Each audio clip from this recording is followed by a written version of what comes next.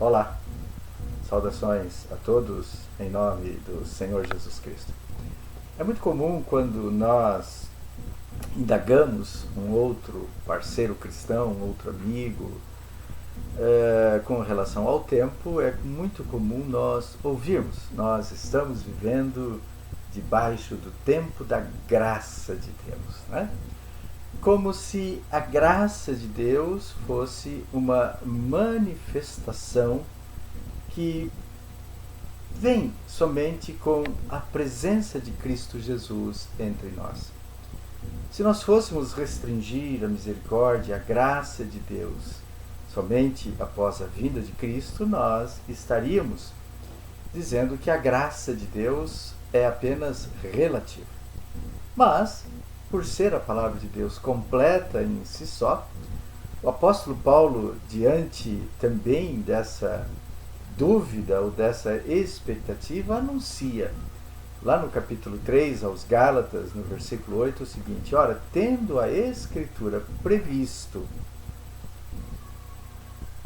que Deus havia de justificar pela fé os gentios, anunciou primeiro o Evangelho a Abraão, dizendo: todas as nações serão benditas em ti. Então, duas palavrinhas aqui que acabam se complementando. A primeira delas é a graça, que nos mostra que desde o início, quando Deus chama Abraão, ele desejou manifestar para a humanidade a sua misericórdia. E também uma outra palavra interessante aqui é a palavra evangelho, né, que nós colocamos como um tempo após a presença de Cristo. Não, Paulo diz aqui de uma maneira clara, né? Anunciou primeiro o Evangelho, as boas novas a Abraão. Portanto, né, boas novas, graça, misericórdia, amor, sempre foram características, né, do nosso Deus desde o início da criação, manifestado pleno na figura aqui a partir de Abraão. A graça salvadora, ela é manifestada, ela é concedida, portanto, a todos quantos por quem Cristo Jesus, Filho de Deus, Filho do Deus vivo, deu a vida, por quem ele deu a vida, né? Um povo todo seu, zeloso e de boas obras, conforme Paulo escreve lá ao jovem Tito, né? Ou seja, nós que sempre fomos, o ser humano que sempre foi imerecedor da graça, da misericórdia de Deus, esse ser humano pode receber de forma gratuita essa graça e essa misericórdia. Ora, quando Deus olha para Abraão, ele vê sim um homem justo, um homem bom, mas não um homem perfeito, né? Nenhum de nós assim somos. Portanto, a graça de Deus que começa em Abraão e se estende até a nossa geração nos mostra que Deus age. Deus sempre agiu sem olhar, né, para o ser humano pecador. Ora, se Deus fosse olhar para nós na nossa forma natural, certamente nós não mereceríamos ser agraciados, né, pela sua presença. Portanto, nada, absolutamente nada nós fizemos para merecer essa graça. Éramos devedores, e devedores assim, de uma maneira intensa, extraordinária, não tínhamos como pagar, né, o nosso próprio resgate. Mas Deus sempre afirma, né, que preparou tudo, mas em Cristo Jesus ele verdadeiramente nos perdoou, né? Portanto, nós recebemos a graça imerecida, né, do nosso Deus com um objetivo. Aqui na carta a Tito, Paulo diz que nós fomos chamados um povo seu, um povo de Deus. E ele então complementa, né, um povo zeloso de boas obras, ou seja, um povo que zela, um povo que cuida, um povo que procede de uma forma diferente sobre a humanidade, né? Sobre a sociedade. Essa graça, ela não é algo, portanto, que é decorrente, né, daquilo que nós fazemos, daquilo que nós realizamos. Paulo diz, escrevendo também ao jovem Timóteo, lá na segunda carta, né, no capítulo 1, melhor dizendo, lá versículo 9 e 10, ele vai dizer, né, não segundo as nossas obras, mas conforme a sua própria determinação. Deus determinou nos amar. Deus optou nos amar. Deus escolheu manifestar a sua graça. Né? Então, essa determinação e graça, Paulo complementa, nos foi dado em Cristo Jesus. Então, é o complemento dessa graça estabelecida e que se inicia lá em Abraão. Né? E aí, então, Paulo continua a dizer, antes dos tempos eternos, e manifestada agora pelo aparecimento de nosso Senhor, Salvador Cristo Jesus, o qual não só destruiu a morte, como trouxe a luz, a vida e a imortalidade mediante as boas novas, né? Mediante o Evangelho. Portanto, queridos, em tempos confusos, em tempos difíceis, em qualquer circunstância, né, nós devemos entender e devemos ter uma consciência cristã muito clara, né, de que essa graça de Deus sempre esteve à disposição da humanidade. E Deus deseja que dela nós nos aproveitemos. E Deus deseja que dela, né, nós façamos bom uso para vivermos dias abençoados e felizes. Ora, a graça atua em todo o nosso processo de existência. A palavra de Deus nos diz que desde o ventre materno o Senhor já nos conhecia. O Senhor já nos havia chamado para uma boa obra, né? Ou seja, coisa extremamente amável. Essa graça manifestada desde, né, do útero materno, né? Ora, a nossa regeneração, a nossa salvação também foi pela graça, porque a palavra de Deus nos diz, também lá na carta de Paulo aos Efésios, né? Deus, deu-nos vida juntamente com Cristo, quando ainda estávamos mortos em nossas transgressões. Nele, Cristo Jesus, temos redenção pelo seu sangue, o perdão dos pecados, de acordo com a riqueza imensa da graça de Deus. Então, salvação, regeneração, tudo, absolutamente tudo, procede de Deus, a nossa justificação, né? Ora, se temos consciência disso, né, nós não podemos menosprezar essa graça que o Senhor revelou a cada um de nós, né? Ora, como é que nós podemos manifestar isso na nossa sociedade? Fazendo o melhor. Diz a história que em um determinado tempo na vida de Lutero, um determinado profissional perguntou a ele de que forma ele poderia servir a Deus, né? Qual é a melhor maneira para servir a Deus? E Lutero, então, de uma maneira simples, mas profunda, ele vai dizer, faça, né, o melhor. Venda aquilo que você produz por um preço justo. Ou seja, essa relação de graça se manifesta, né, no nosso cotidiano. E, portanto, o grande desafio nosso cristão é andarmos, né, debaixo dessa graça, porque essa graça salvadora de Deus se há manifestado a todos os homens, ensinando-nos que renunciando à impiedade, renunciando à concupiscência, renunciando, né, às coisas mundanas, devemos viver neste tempo presente, no dia de hoje, de uma maneira sóbria, justa e amorosa ou piedosa, né? Portanto, nós temos que entender que essa graça manifestada à humanidade de uma maneira especial a todos aqueles que disseram sim a Cristo Jesus. Se você ainda não disse sim a Cristo Jesus, esse é o tempo oportuno, para que a partir desse sim, com o coração, confessando, crendo que Jesus Cristo ressuscitou dentre os mortos, né? A palavra de Deus diz que quando isso é algo que vem do nosso coração e professado pela nossa boca, nós somos salvos, né? Exige e exigirá de cada um de nós alguns elementos fundamentais, né?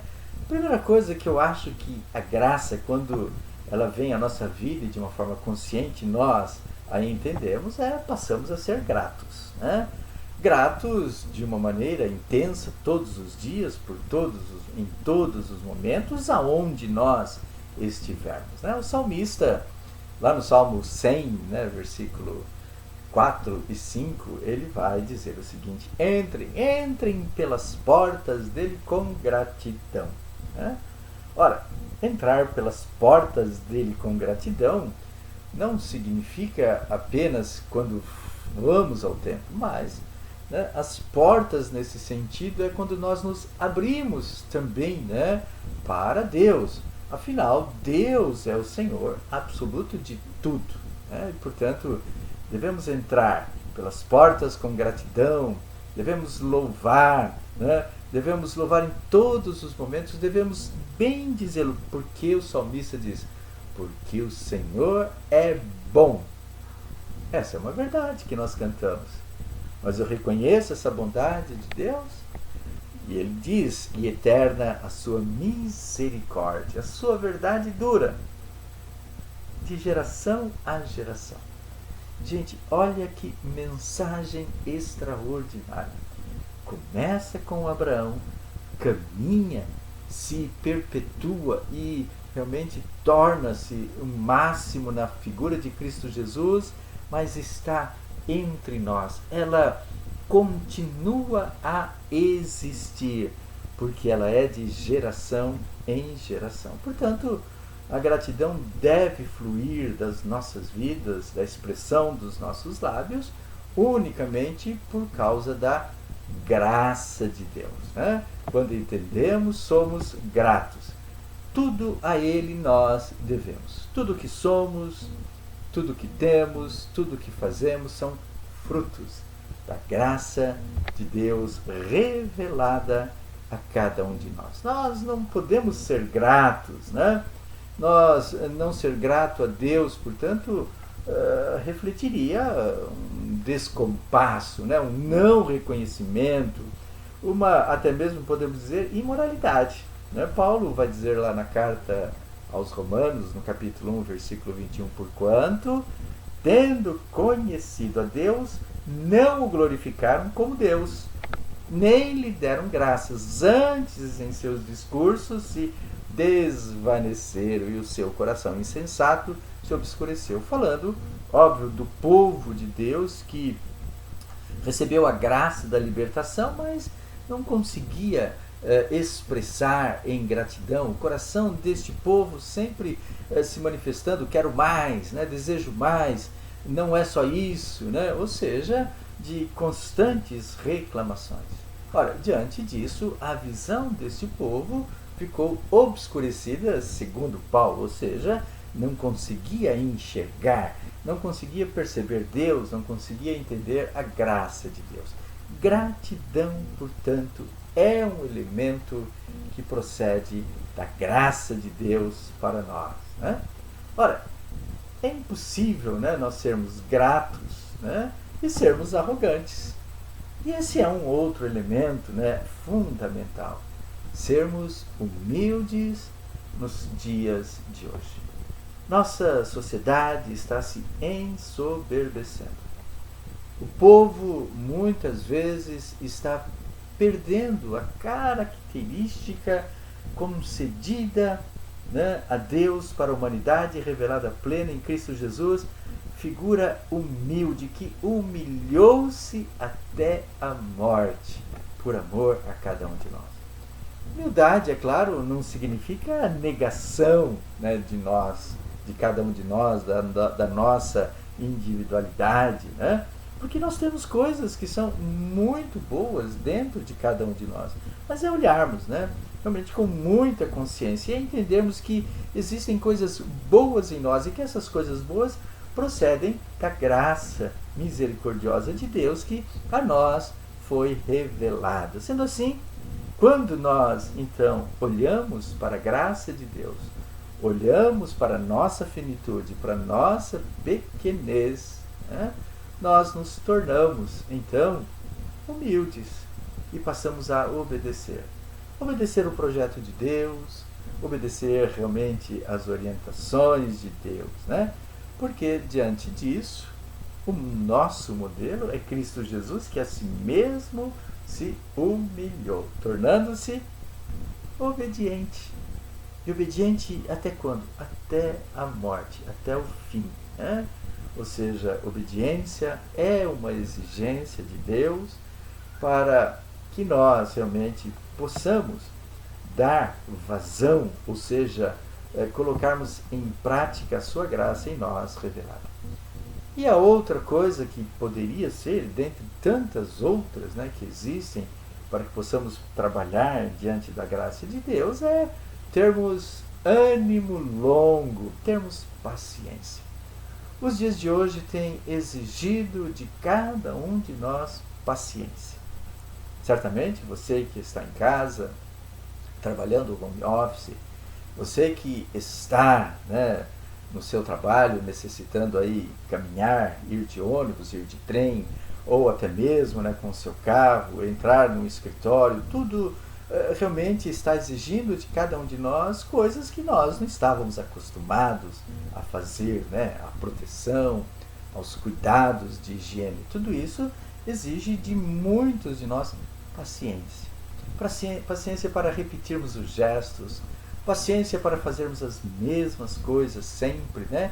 E fazermos estas coisas muito conscientes de que estamos realmente dentro de um projeto, que é a vida, que é o cuidado de Deus pela humanidade, né? Portanto, queridos irmãos, continuamos a viver, né? Dias difíceis, mas quando olhamos para essa graça imerecida em nossas vidas, né, podemos perceber, né, que aquilo que eu era já não sou mais. E que esse que eu sou hoje, amanhã eu poderei ser melhor. A nossa concepção, através da graça de Deus, né, o nosso novo nascimento, foi em decorrência dessa misericórdia. Se não fosse a graça de Deus, né, nós não teríamos a mínima experiência positiva. Como muitos dizem por aí, sem a graça, a vida não teria graça. Queridos, compreenda essa graça manifestada à humanidade. É um presente de Deus para a tua vida. Deixe que esta graça te conduza para que você experimente viver plenamente o teu dia a dia. Em nome de Jesus, Deus te abençoe. Gostaríamos de estar agora trazendo uma palavra à nossa comunidade, né? No próximo domingo teremos a ceia do Senhor. Eu sei que é bastante difícil falar isso, por incrível que pareça, né? Mas se você puder, meus queridos, minha querida irmã, meu querido irmão, fique em casa, fique em casa. Não porque eu não queira te ver, ao contrário, nós amaríamos estarmos juntos, podemos nos abraçar, mas nós temos sentido que a coisa está num crescente, está muito difícil a questão da pandemia, gente. Pessoas muito próximas de nós estão contaminadas. Isso é difícil nós falarmos, né? Mas é possível ainda então, entendendo essa graça de Deus, continuarmos em nosso lar, manifestando a nossa adoração a Deus. Se você puder, fique em casa. Se você quiser, vá até a nossa igreja para juntos celebrarmos sem problema nenhum, né? Tomando todos os cuidados. Mas se puder, evite. Esteja ao lado dos teus. Isso é o mais importante de tudo. Deus te abençoe. Em nome de Jesus. Amém. Amém. E que a graça imerecida repouse e permaneça hoje e sempre.